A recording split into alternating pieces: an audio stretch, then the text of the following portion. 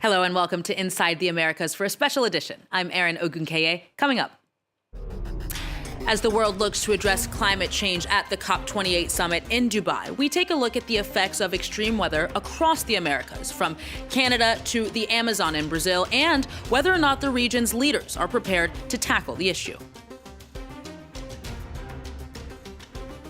Well, Brazil suffered through a sweltering heat wave in November. The country recorded its hottest ever temperature of 44.8 degrees Celsius, though humidity made it feel like 59.3 degrees in a stadium where American pop star Taylor Swift performed. Now, she was forced to postpone her Eras tour after a fan tragically succumbed to the scorching heat. Those extreme temperatures then have been attributed both to global warming and to the El Nino weather pattern, which have also brought on the worst drought on record in Amazonas, which is Brazil's largest state. Yana Nosco, Luis Raule, Valeria Sacon, and Amin Guidara report. This is all that's left of one of the largest rivers in the world. This tributary of the river Amazon, the river Solimões, has become a desert in places. The Amazon is experiencing a historic drought caused by global warming and the El Nino climate pattern. In several regions, the crisis is a humanitarian one. In Tefé, around 300 miles from the state capital Manaus, civil security officials install a water purifier on this boat, essential to the village's survival. It will collect and transform river water into drinking water. The water became so hot during the heat wave that the fish died on the surface. The water isn't fit to drink and has a horrible smell in some places. The boat is also taking food to more than 4,000 people. Residents of 25 villages like Rosineide Vasquez depend on this emergency aid. We're currently in a very critical situation. There are no wells or treated water in our village, so we have to drink water from the river. There have been cases of diarrhea, vomiting, even fever. But we have no choice. We either drink the water from the river or we die of thirst. The drought affects the daily lives of more than 600,000 people in Amazonas, but its entire biodiversity is also in danger. Since the beginning of October, the Tefé River has experienced a tragedy. The water has reached almost 40 degrees, killing thousands of fish and nearly 200 freshwater cetaceans, including the pink dolphin, an emblem of the Amazon. These teams who've been working to preserve these mammals for 30 years say it's never happened before. For them, the unprecedented environmental disaster is only the tip of the iceberg. The Amazon regulates the entire planet's climate. If we see these changes here, it means we are experiencing climate change around the world. The rainy season isn't expected until December, more than a month late, a serious blow to the fragile ecosystem. Faced with increasingly intense weather events, the Amazon is approaching a tipping point. There's imminent danger that a large part of the forest could be transformed into savanna. Well, despite near total scientific consensus on the reality of climate change, progress on addressing it is still falling victim to politics. The two largest political parties in Canada have been sparring over Justin Trudeau's landmark carbon tax, which for some has the irreconcilable goal of reducing reliance on fossil fuels while protecting the purchasing power of the most vulnerable. Charlie James has the story. Axe the tax. That's the slogan of Canada's opposition leader, Pierre Poilievre. He's leading the Conservative Party's war against Prime Minister Justin Trudeau's signature carbon tax. The carbon tax was created to discourage use of fossil fuels and accelerate a switch to clean energy. But Poilievre argues it's an unfair cost for consumers. The government cannot tax what the people do not approve, and the people do not approve of this carbon tax. They want us to axe the tax, to bring home lower prices, to bring home our food production and our self-reliance and independence to this country. The Trudeau administration aims to slash Canada's total carbon emissions, 40 to 45% below 2005 levels by 2030. And the centerpiece of its climate plan is the carbon tax. Since 2019, fossil fuel distributors and large industrial emitters must pay the tax on each ton of emissions generated. This year, it's 65 Canadian dollars per ton, but it's set to increase each year until 2030. This cost gets passed down to Canadians at the gas station and for heating their homes.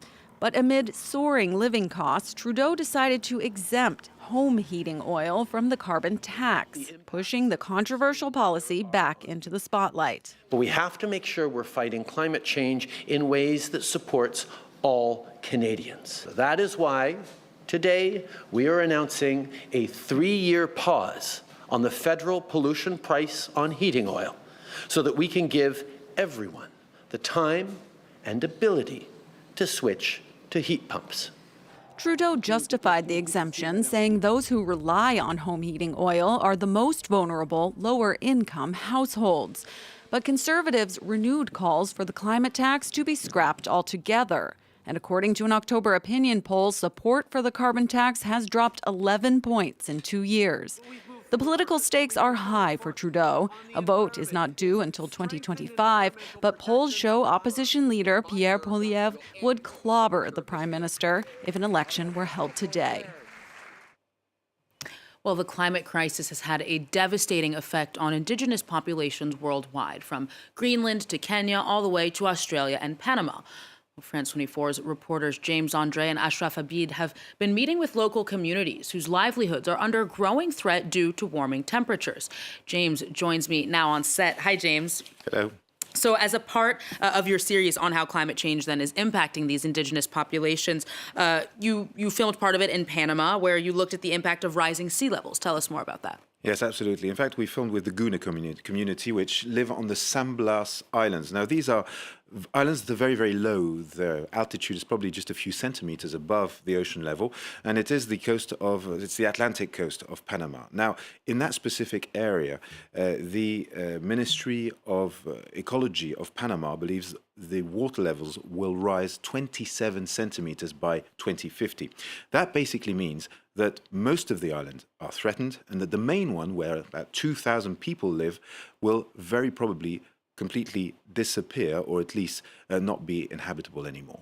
And so this is, of course, a big problem. What's more, weather patterns and tides are changing. Now, we can watch an excerpt of that report, and you'll see exactly what we're talking about. Edilbertina returns home after the meeting. Her house lies just centimeters above the sea.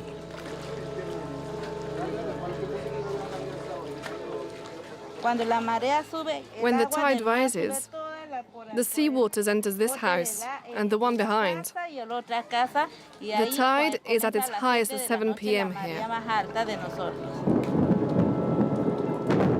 Edilbertina's house is flooded 4 nights a month during the high tide season. We meet her at home that very evening. It's different now. The high tides used to be in January, February and March. Over the past 3 to 5 years, climate has changed. The flooding starts in September, November, December. It's the same with the wind. It used to blow at its strongest in January. Now it's different. And the rain also is different. It used to come in May, and you see it raining this month. Everything is changing. I'm used to it now, but it's difficult. I don't like it when the house is filled with water.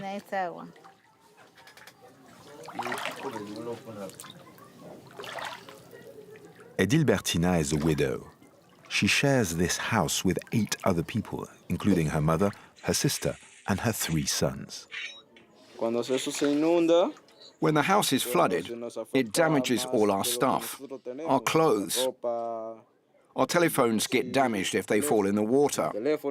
And so before the water rises, we have to stow everything off the ground and be very careful so nothing gets damaged. So we saw there, James, a very clear impact on locals. And I think this is something that's at the heart of getting policy to move on climate changes, is getting people to acknowledge that climate change is responsible. Yes, absolutely. And despite, what is quite clear evidence of the situation, well, there are some climate-sceptic people on the island, including the Sagla, who is, in fact, the leader of the community. Now, we spoke to him, and he said, no, I don't believe things are changing at all, and I don't believe the island is going to disappear. But that probably amounts to the fact that, indeed, it is a very slow phenomenon. If I tell you that in 30 years, water is going to rise 25 centimeters, and of course, we're talking about an ocean, so you have tides and water moving all the time, well, if you don't want to believe it, you probably won't. And this is kind of what's going on. He says, look, I've been a kid here, I've been living here for 70 years, and I haven't seen it move, which probably you wouldn't. But of course, when you measure it, as we do today with satellites, laser systems, etc., well, yes, it's very clear that this water is rising and the danger is very imminent. So what are the solutions, at least for the Guna people? What does their future look like? Now, they've taken their matters into their hands. They are actually building a new village on the coast in order to be able to evacuate the island, which they will be doing progressively over the next few years. They've built 300 houses for 300 families. That means 90% of the population is going to leave. And it's true, this was impulsed by the Sagla at the time for overpopulation reasons. Well, now very clearly people are all ready and willing to go because, well, they know their island is very much under threat. See if these issues are addressed at this COP summit in Dubai. James, Andre, thank you very much. Now, just as a reminder to our viewers, you can catch all 4 episodes of James and Ashraf's series on how climate change is affecting indigenous populations on our website. Well, that's all then for this edition of Inside the Americas. Until next time.